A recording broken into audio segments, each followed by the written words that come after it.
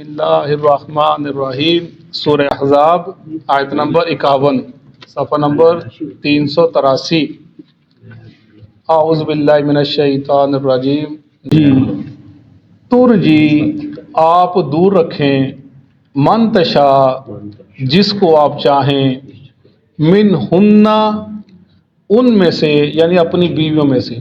اللہ کے نبی کو ایک رخصت دی جا رہی ہے اللہ کی طرف سے۔ ترجی دور رکھیں، من تشاء جن کو آپ چاہیں، منہن ان میں سے، یعنی اپنی بیویوں میں سے، وتؤوی اور پاس رکھیں، الیک اپنے، من تشاء جس کو آپ چاہیں،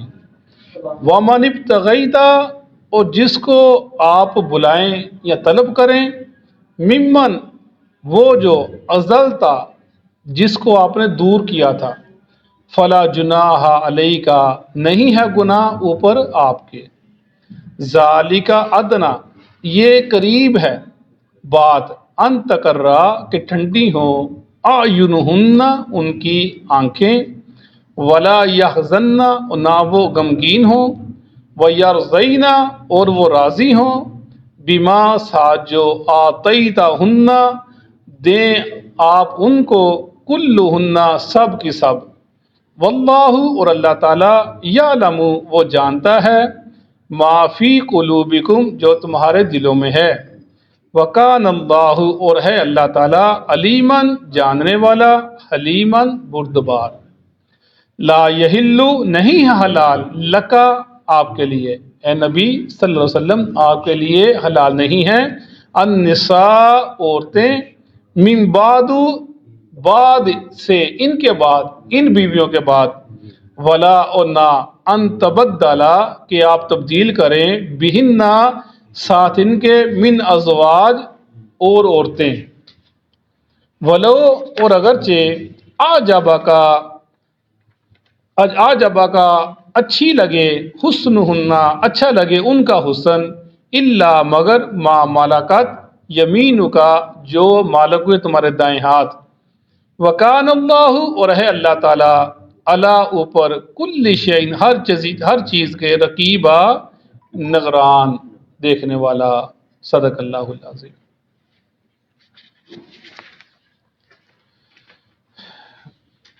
ہم یہ اللہ کے نبی کی شان، مقام، آپ کا مرتبہ ہم پڑھ رہے ہیں، اللہ تعالیٰ قرآن پاک کے اندر بیان فرما رہے ہیں، اور ہر آیت میں اللہ کے نبی کی فضیلت ظاہر ہوتی ہے، آپ کا مقام ظاہر ہوتا ہے کہ آپ کا کیا درجہ ہے، آپ کی کیا اہمیت ہے، آپ کی کیا قدر ہے اللہ کے ہاں، اور جو اس قدر کو سمجھے گا اس کی بھی قدر بن جاتی ہے، اس کی بھی عزت ہو جاتی ہے۔ جو آپ کی عزت کو سمجھے گا، آپ کے وقار کو سمجھے گا، وہ بھی، اس کی بھی عزت، اس کا وقار بن جاتا ہے۔ جو آپ کے ساتھ جڑتا ہے اللہ اس کو بھی اپنے ساتھ جوڑ لیتا ہے، یعنی اللہ کے نبی کی یہ شان ہے۔ اور جیسا کہ ہم نے پڑھا کہ اللہ کے نبی کی جو ازواج اللہ تعالیٰ نے حلال کی تھی، اور یہ ایک بڑا مسئلہ چلتا چلا آ رہا تھا، اور آج کے دور کے اندر بھی جو غیر مسلم وہ کہتے ہیں جی یہ ان کا جو رسول ہے وہ شادیوں کا نعوذ باللہ رسیہ ہے،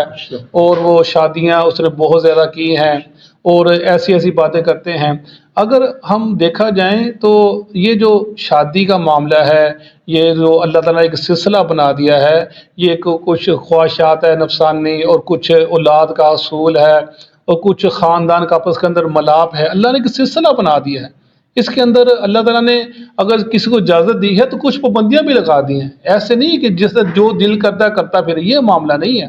تو رسول اللہ صلی اللہ علیہ وسلم نے اگر کچھ شادیاں کی ہیں تو اس کے اندر ایک حکمت تھی، ایک سبق تھا، اس لیے کی ہیں۔ اگر رسول اللہ صلی اللہ علیہ وسلم نے حضرت خدیجہ سے شادی کی ہے، آپ نے 25 سال کی عمر میں شادی کی، وہ 50 سال کی، یعنی آپ نے سے بڑی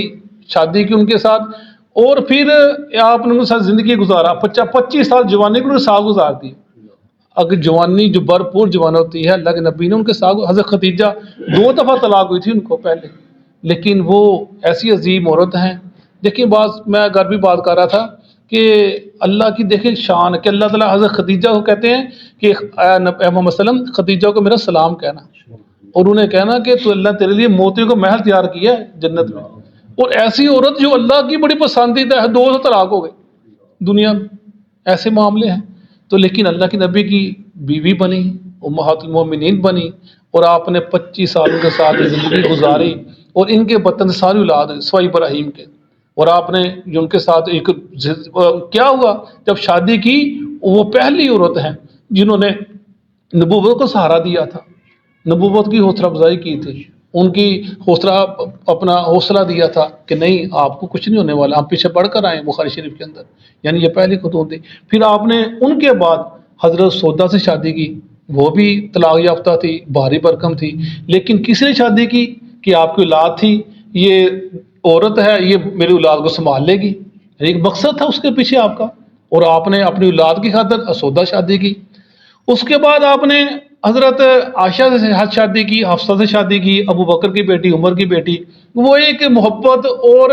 کیونکہ دنیا میں بھی آپ کے ساتھی تھے، آخر میں آپ کے ساتھی تھے، وہ چاہتے تھے کہ ہم اللہ کے نبی کی ہماری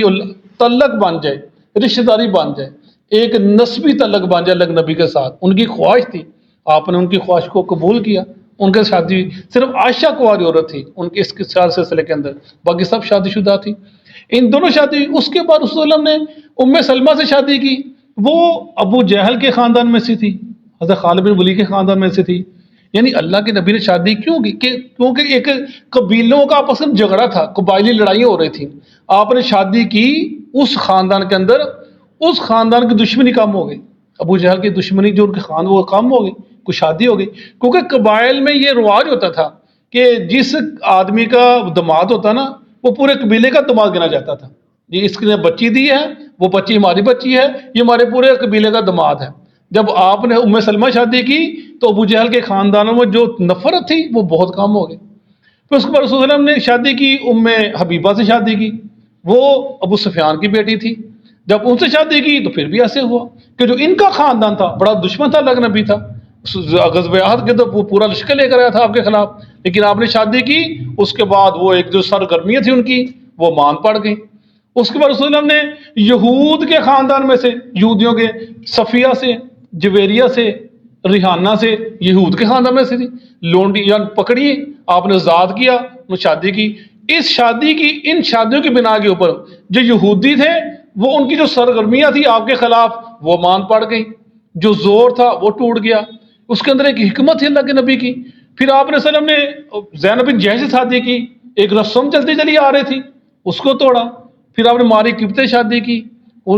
یعنی سارے معاملے، کنیز کا شادی کی، یعنی کس لیے سارے معاملے کیے، حکمت ہے اس کے اندر۔ اور ہم دیکھتے ہیں اللہ کے نبی کے بعد حضرت عائشہ سے تقریباً 2200 کے قریب حدیث مروی ہیں جو بیان کرتی ہیں،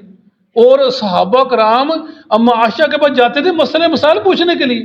جو اللہ کے نبی کے جو آپس کے اندر جو مسائل تھے وہ کس نے بیان کیے،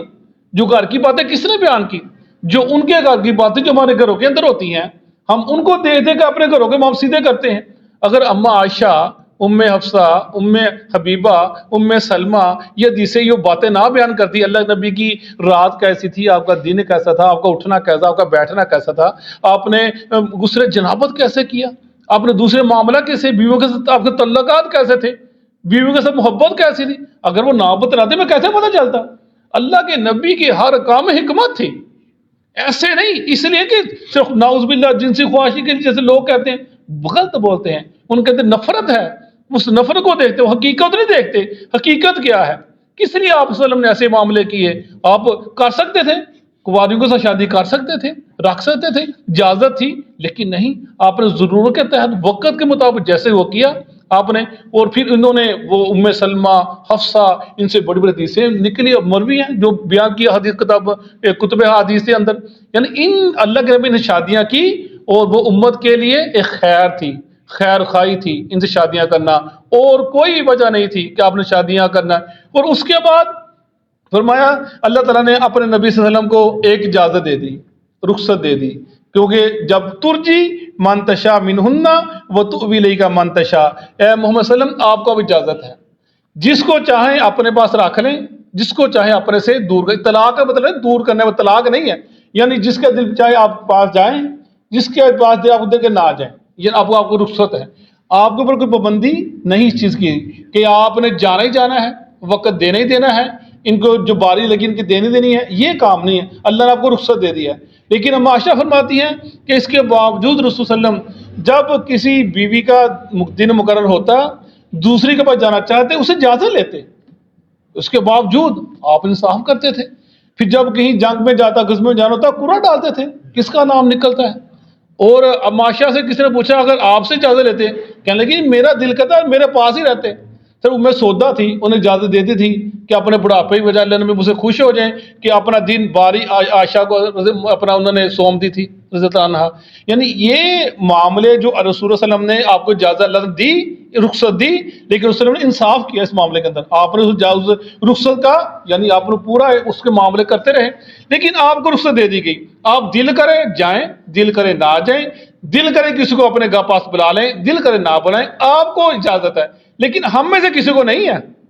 جو ہم لوگ ہیں امت اس کو نہیں ہے۔ اگر دوسری شادی کرنی ہے اس کو پورا حق دینا ہے، تیسری کرنی ہے پورا حق دینا ہے، ٹائم دینا ہے، وقت دینا ہے، اس کے پاس جانا ہے، اس کا نان کا برداشت کرنا ہے، خرچ دینا ہے۔ اگر نہیں کرو گے تو قیامت کے دن تم اللہ کے پاس ایسے فالج انسان کو ایسے آؤ گے۔ ہمیں نہیں ہے امتی کو، یہ اللہ کے نبی کا خاصہ تھا۔ آپ کو اجازت دے دی گئی کہ پھر جس کو چاہے بلائیں، جس کے پاس چاہے جائیں۔ جو وَمَنِ ابْتَغَيْتَ مِمَّنْ أَعْزَلْتَ فَلَا جُنَاحَ عَلَيْكَ، جس کو آپ طلب کر لیں، جس کو آپ دور کریں، آپ کے اوپر کوئی گناہ نہیں ہے، آپ سے کوئی پوچھ کچھ نہیں ہے، آپ کو اختیار دے دیا گیا۔ فَمَذَلِكَ أَدْنَىٰ أَن تَقَرَّ أَعْيُنُهُنَّ وَلَا يَحْزَنَّ وَيَرْضَيْنَ بِمَا آتَيْتَهُنَّ كُلُّهُنَّ۔ یعنی یہ بات بہت ہی قریب تھی اس بات کے، کیونکہ پہلے کیا ہوتا تھا کہ ہم نے دیکھیا پڑھا ہم نے کہ امہات المومنین آپس میں رقابت چلتی تھی۔ وہ ادھر جاتے تھے تو وہ آپس کے اندر کہتے تھے، یعنی آپس کے اندر ایک دل کے اندر بات ہوتی تھی کہ نہیں اللہ کے نبی ہمارے پاس رہیں، ٹہ ہمارے پاس ہیں۔ جب آپ عائشہ کے پاس ہوتے تھے انہا تو لوگ تحفے تو لے کر زیادہ آتے تھے، جب دوسرے گھر میں ہوتے لوگ نہیں لے کر آتے تھے۔ تو امہات المومنین نے شکایت کی، جی جب آپ ہمارے پاس آتے ہیں آپ لوگوں کہیں تب بھی لے کر آیا کریں۔ یعنی وہ ایک چیز لوگوں کے معاملہ تھا نا، یعنی یہ چیز تھی جس کا ذکر کیا جا رہا ہے کہ وہ جو رقابت تھی نا بیویوں کے درمیان آپس کے اندر، اس کا یہ توڑ نکالا اللہ تعالیٰ نے کہ اب آپ کو رخصت دے دی گئی، اس لیے کہ اب آپ کو کوئی پابندی نہیں ہے، کیونکہ ان کو پتہ چل گیا کہ یہ اللہ رخصت دی ہے۔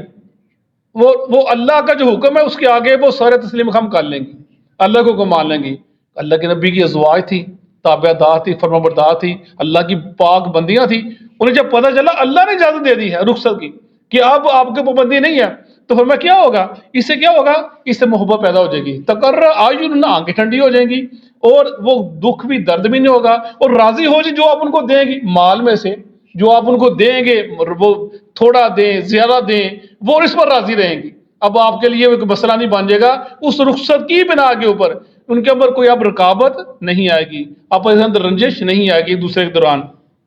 واللہ یعلم ما فی قلوبکم، اللہ جانتا ہے جو تمہارے دلوں کے اندر ہے۔ یعنی یا تو اللہ کے نبی کے زواج کو، یعنی اب تم اللہ جانتا ہے کہ تم نے یہ جو میرا حکم ہے خوش دلی سے قبول کیا، میری اطاعت کرتے ہوئے قبول کیا یا زبردستی قبول کیا، یہ تمہارا رب جانتا ہے۔ یا اللہ تمہارے لوگوں کے مخاطب ہے کہ جو یہ بہتان بازی اور یہ غلط باتیں کرتے ہو، اللہ تمہیں دلوں کو جانتا ہے کہ تم کیا کہتے ہو۔ وَقَانَ اللَّهُ عَلِيمًا حَلِيمًا، اور ہے اللہ تعالیٰ جاننے والا، حلیمہ بردبار۔ یعنی حلیمہ بردبار کیا مطلب ہے کہ یہ مطلب نہیں کہ اللہ عذاب نہیں دے گا، یہ مطلب اللہ اس کو وقت دے رہا ہے، جانتا بھی ہے اور کچھ دے لوگوں کو رخصت بھی دے رہا ہے، وقت بھی دے رہا ہے، ٹائم بھی دے رہا ہے کہ انسان سمجھ جائے۔ حلیمہ اگر ہوتا ہے بالکل معاف کرنے والا، غفور الرحیم، یعنی اللہ بالکل معاف کرنے والا، عفو غفور بالکل بخش دینے والا ہے، ادھر حلیمہ برداشت کرتا ہے۔